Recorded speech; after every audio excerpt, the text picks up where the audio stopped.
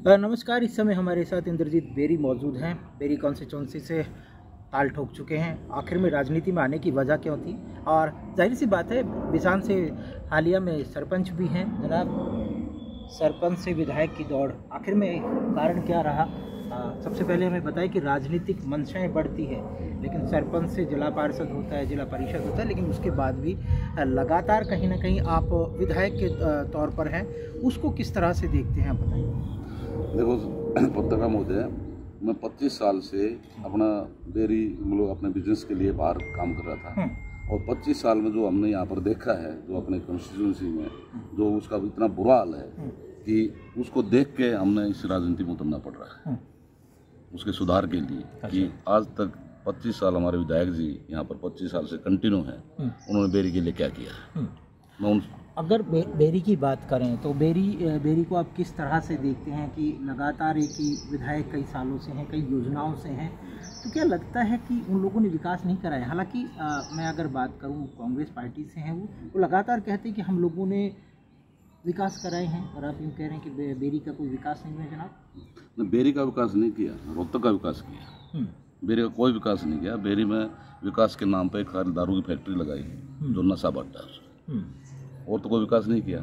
Berry में आप शुरू ही देख लो कि माँ भीमेश्वरी का मंदिर कम से कम 5000 साल पुराना है। उसका क्या है? उसके लिए कोई रास्ता नहीं, कोई जगह नहीं, कोई उसका कुछ भी तो नहीं किया गया। बेरी के हॉस्पिटल देख लो, वो खुद एक अपने डायलिसिस में, वो किसी का इलाज नहीं कर सकते, वो खुद ही इलाज के जरूरत है। वो तो लगातार कहते कि मैं अगर कांग्रेस पार्टी में हूँ तो सबसे मजबूत उम्मीदवार हूँ, मैं हुड्डा का करीबी हूँ, और एक वो तकिया कलाम है कि मैं धोती में लपेट के शायद अन्य लोगों को लपेट के फेंक दूंगा, और एक हमेशा एक रूमर सेट करते हैं। साहब मेरा ये लास्ट चुनाव है, आप दे दीजिएगा। शायद बेरी की जनता भी सोचती है कि साहब इनका लास्ट चुनाव है, और जिता देते हैं। आपके पास ऐसे कौन सी चीज़ें हैं कि आप उनको लेके जनता के बीच जाएंगे जनाब? बेरी को जो गजानन साहब बोलते हैं कि वे उसको मैं धोती में लपेट के, खट्टर साहब को बोला धोती में लपेट के जमुना में फेंक दूंगा, लेकिन उसने धोती में लपेट के बेरी को जमुना में फेंक दिया। अच्छा, खट्टर तो नहीं फेंका। खट्टर साहब तो फिर भी सीएम भी बन गए और आगे अब एमपी बन गए, लेकिन उसको नहीं फेंक पाया। बेरी की जनता को उसने जरूर लपेट के जमुना में फेंक दिया। अब बिसान गाँव एक ऐतिहासिक गाँव है जनाब। अगर मैं बात करूँ, थल सेना अध्यक्ष वहाँ से रहे हैं, आपके ब्रदर भी शायद आर्मी से हैं, कैप्टन हैं, कर्नल हैं, तो जाहिर सी बात है उस ऐतिहासिक गांव में, और जाहिर सी बात है आर्मी को हर व्यक्ति एक सल्यूट करता है। राजनीति तो दलदल है जनाब, इस दलदल में आने की वजह क्या है? हम दलदल में नहीं आ रहे, हम राजनीति करने का अपना मकसद है बेरी का, हमने उद्धार करने के लिए आ रहे हैं। हम राजनीतिक उसमें नहीं आ रहे। राजनीतिक तौर पर पैसा कमाने नहीं आ रहा मैं। भगवान ने मेरे को दिया है, अपने लायक में पूरा कर रखा हूँ, और हर जिम्मेवारी से मैं मुक्त हो चुका हूँ। मेरी कोई ऐसी जिम्मेवारी बची नहीं कि मैं उसके अपने औलाद के बच्चों के लिए कुछ करूँ। मेरे बच्चे वेल सेटल्ड हैं, सब कुछ कर चुका हूँ। अब खाली बेरी की सेवा के लिए आ रहा हूँ कि बेरी का उद्धार कैसे हो। बेरी को सिर माथे लगाऊंगा और बेरी को बनाऊंगा। हर व्यक्ति राजनेता बनने से पहले शायद हर व्यक्ति को लोक लुभावन बातें करता है, शायद आप भी कर रहे होंगे, लोगों से मिल भी रहे होंगे, लेकिन विधायक बनने के बाद सब चंडीगढ़ का ऐशोआराम, जैसे विधायक जी हैं वो गुड़गांवा या फिर अन्य रोहतक, वो बड़े बड़े लग्जरी फार्म हाउसों में या कोठियों में रहते हैं। उसके बाद शायद गरीब लोगों के पास देखने तक का आपको टाइम नहीं होगा, तो कहीं आप भी तो नहीं बदल रहे हैं? मेरे पास अपने ऐशोआराम हैं, ऑलरेडी हैं। मैं राजनेता बन के नहीं आ रहा। मैं तो अपने ऐशोआराम जो मेरे हैं, जो मेरे को चाहिए उतने मेरे पास ऑलरेडी हैं। इससे ज़्यादा मेरे को और कुछ नहीं चाहिए। जो मेरे को दिया है भगवान ने खूब दिया है, और आज मैं वेल सेटल्ड हूँ। मेरे को कोई ऐसी ज़रूरत नहीं है कि मैं यहाँ से कुछ कमा कर फिर रोकूँ। मैं खाली सेवा भाव से आ रहा हूँ और सेवा ही करूँगा। मैं जो करता हूँ पहले करता हूँ और फिर बोलता हूँ मैं ऐसे करता हूँ। देखियो, अगर मैं बेरी की बात करूं तो वाकई ही बेरी में अगर हरियाणा के प्रथम मुख्यमंत्री के तौर पर यहाँ से दिए, उसके बाद भी बेरी को इस तरह से छोड़ दिया गया, उसको लेकर टीस तो होती होगी जनाब। बेरी के जो फर्स्ट मुख्यमंत्री हमारे भगवत दाल शर्मा थे, उनकी अपनी कुछ एक सोच थी कि बेरी को मैं एक इंडस्ट्री हब बनाऊं, जो कि पार्लियामेंट उसने असेंबली में पास भी कर दिया था, लेकिन उसको दबा दिया गया। आज बेरी में अगर इंडस्ट्री आती तो आज हम क्या फरीदाबाद की तरह नहीं होते, हम क्या गुड़गांव की तरह नहीं होते, हम क्या भादरगढ़ में इंडस्ट्री आई है उसकी तरह नहीं होते। जो यहाँ पर इंडस्ट्री के नाम पे क्या आया, कुछ भी दिन एक पावर प्लांट दिया। पावर प्लांट से हमारे जो किसानों के जितनी ज़मीन है वो सब बर्बाद कर दी। उसमें खाली 4-6 टांग वाले खंभे गाड़ दिए, जो न तो उनमें कुछ है। और वो 6 टांग वाला बोलते हैं ना, 6 टांग वाला बिच्छू होता है, वो बिच्छू किसानों को दे रही है कि उन्होंने डंक मारते रहे, खाते रहे पूरी ज़िंदगी।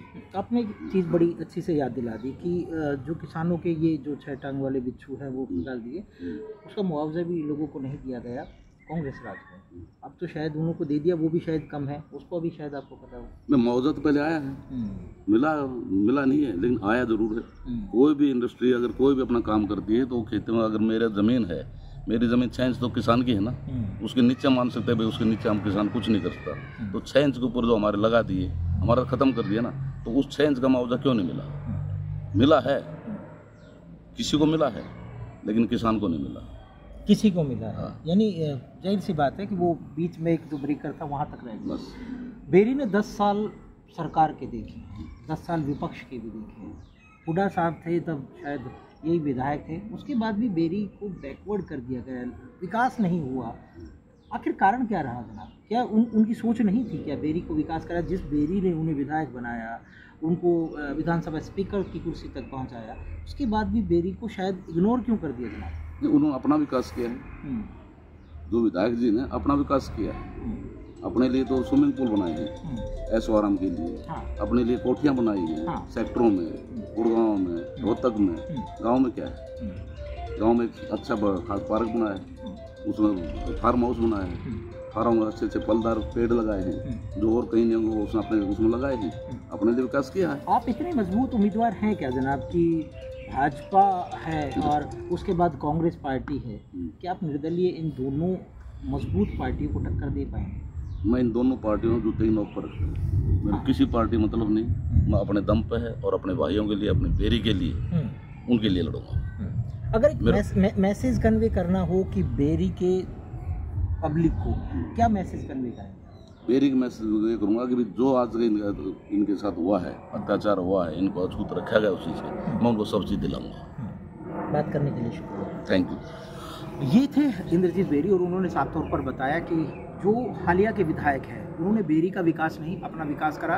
लग्जरी फार्म हाउस हो, अन्य कोठियाँ हैं। जो व्यक्ति बड़े बड़े फार्म हाउस में रहता होगा, जाहिर सी बात है जनाब, वो आपके गरीब खाने में कैसे आएंगे? गरीब खाने में सिर्फ वो तब आते हैं जब उनको आपका वोट चाहिए। वो फिर आएंगे, फिर शायद आपको कोई प्रलोभन देंगे, फिर आपको बताएंगे कि शायद हमारा राज आ गया है, हम आपका ये करा देंगे। क्योंकि 10 साल वो राज में रहे तब भी उन लोगों ने काम नहीं कराया, 10 साल वो विपक्ष में रहे तो सिर्फ ये तो कहते नजर आए कि भाजपा ने हमारा काम नहीं होने दिया। अगर भाजपा इतनी मजबूत है तो आप विधायक क्यों हैं? क्योंकि विधायक आप लोगों को चुना है। अगर विधानसभा में आप दमदार मुद्दे नहीं उठा सकते, अपने क्षेत्र के मुद्दे नहीं उठा सकते, तो कोई अधिकार नहीं है आपको कि हर बार जनता को बरगलाया जाए, हर बार जनता को झूठ बोलकर विधायक बन जाए। एक तकिया कलाम लगा कर कि साहब मेरा लास्ट चुनाव है, अब की बार जिता दें, मैं अब की बार ये कर दूंगा, तो शायद अब की बार जनता मन बना चुकी है और जनता जनार्दन होती है जनाब। शुक्रिया।